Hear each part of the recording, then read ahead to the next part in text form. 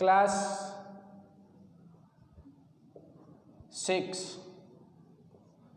और 7 विषय है संस्कृत। विषय क्या है? संस्कृत। और इसमें हमारा चल क्या रहा है? समास प्रकरण, समास प्रकरणम। और इस समास में भी हम चालू किए हैं अव्ययी भाव, अव्ययी भाव समास।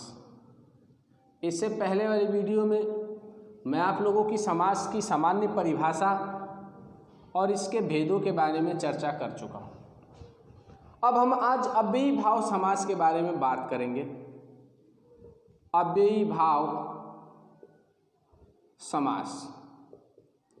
तो अव्ययी भाव समास को मैं आप लोगों को सरल से सरल तरीके से करने का तरीका बता दूंगा। पहले हमें ध्यान होना चाहिए कि हमारे कोर्स में अव्यय चलते कितने, तो मुख्य रूप से 6 अव्ययों का प्रयोग किया जाता है। उप, अनु,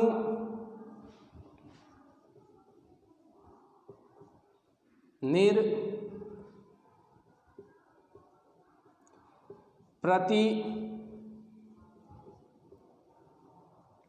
यथा और श। इन 6 अव्ययों का हमारे कोर्स में मुख्य रूप से प्रयोग किया जाता है। ये 6 अव्यय हैं जिनका मुख्य रूप से हमारे कोर्स में प्रयोग किया जाता है या इन पे आधारित समास से प्रश्न पूछे जाते हैं। तो ये तो वो अव्यय है। अब इन अव्ययों का अर्थ भी हमें आना चाहिए। अब उप अव्यय का अर्थ क्या होता है? पहले यहां लिख लिए अर्थ। किसका? अव्यय अर्थ, यानी अव्यय का अर्थ। उप अव्यय का अर्थ क्या होता है? समीपम। क्या होता है?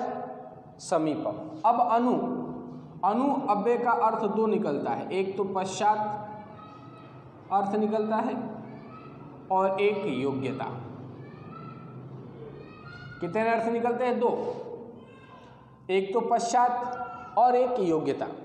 पश्चात अर्थ देने, वाक्य से पश्चात पीछे जाना अर्थ निकलता है तो पश्चात शब्द का प्रयोग करते हैं, और सामर्थ्य या योग्यता प्रदर्शन करना होता है तो योग्यता शब्द का प्रयोग किया जाता है।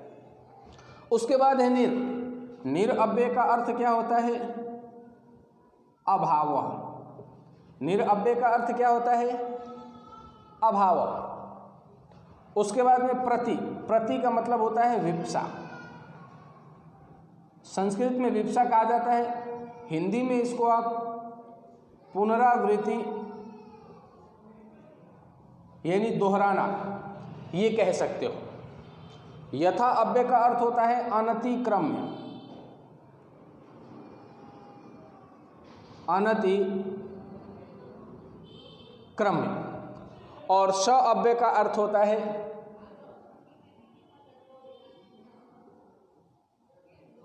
सहितम। स अव्यय का अर्थ क्या होता है? सहितम। स अव्यय का अर्थ क्या होता है? सहितम। अब उसके बाद में इन अव्ययों के अर्थ ये हो गए, अव्यय हो गए। इन अव्यय के योग में विभक्ति का भी प्रयोग होता है। तो उप अव्यय के योग में षष्ठी विभक्ति का प्रयोग किया जाता है। उप अव्यय के योग में षष्ठी विभक्ति का प्रयोग किया जाता है। अनु अव्यय के योग में भी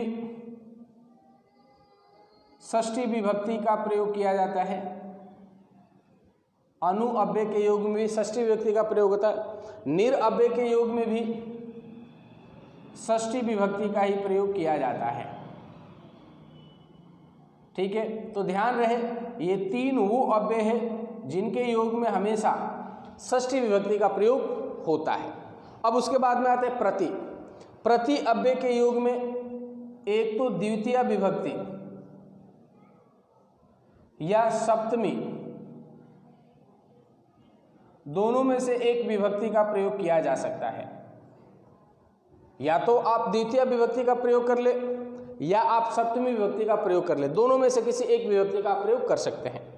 नंबर 5 पे आता है यथा। यथा अव्यय के योग में द्वितीय विभक्ति का ही प्रयोग किया जाता है। द्वितीय विभक्ति का प्रयोग किया जाता है। यथा अव्यय के योग में द्वितीय विभक्ति का प्रयोग किया जाता है।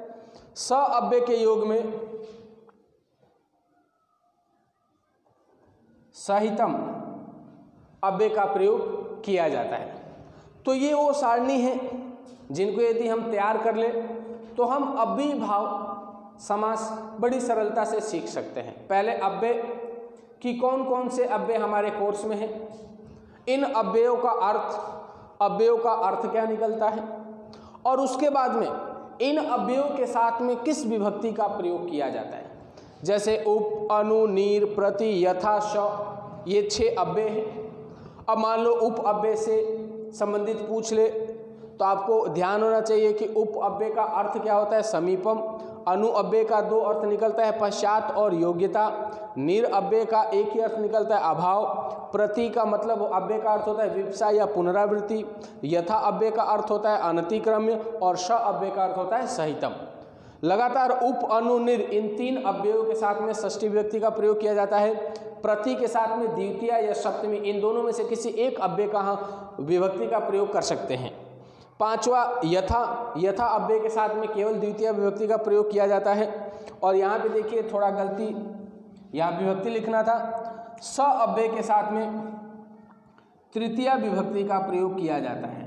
किसका? तृतीय विभक्ति का प्रयोग किया जाता है। मैं यहाँ पे अर्थ लिख दिया था, ठीक है।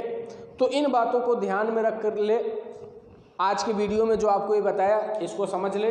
कल इनके ऊपर आधार बना करके मैं आपको समास विग्रह करने सिखाऊंगा। आज के लिए इतना ही, धन्यवाद।